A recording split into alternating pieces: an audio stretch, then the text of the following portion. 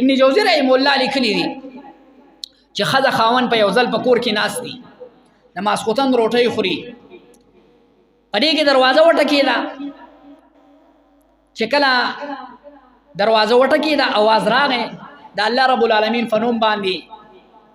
فقیر یما مسکین یما سره باندې وښوروئ دا ښځه خاوند ناست دي روټۍ خوري د ښځې د خپله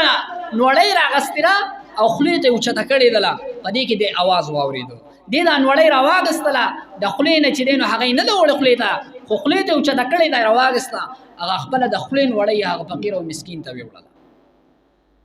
چې کله فقیر او مسکین ته دا روټۍ دی دا نوړۍ ویوړله سهار شو د دې ښځې خاوند چې کوم دی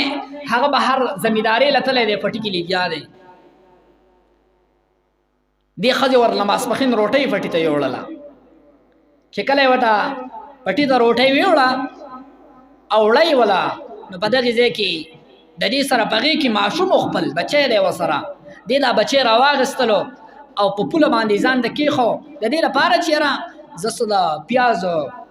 پټونه او د پیاز پاڼې راوشو کومه چې خاوند مې ورسره روټۍ وخوري دې دا بچی په پوله باندې کېنوو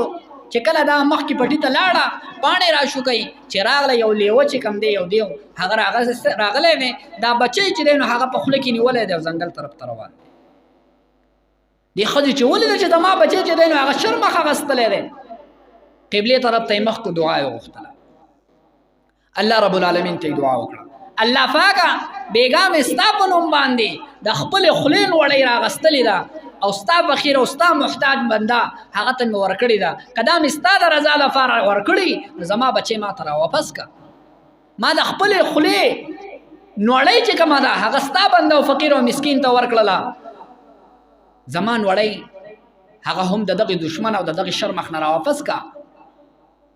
فرمایي علما لیکي چې دغه شر مخ چې کوم دی راواپس شو او دا بچی چې کوم په هغه پوله باندې دته کېښودو او دا لاړو په دې کې یو غیبي اواز دی د زنانه ته وشو هذه اللقمه دا لقمه چې کومه ده دا ستا د لقمې او ستا د نوړۍ په بدله کې ده تا ماله پرون یوه نوړۍ راکړه ما تاله د هغې نه غوره درکړله چې ستا د بچي په شکل کې مې ستا هغه د خولې نوړۍ هغه تا ته در واپس کړه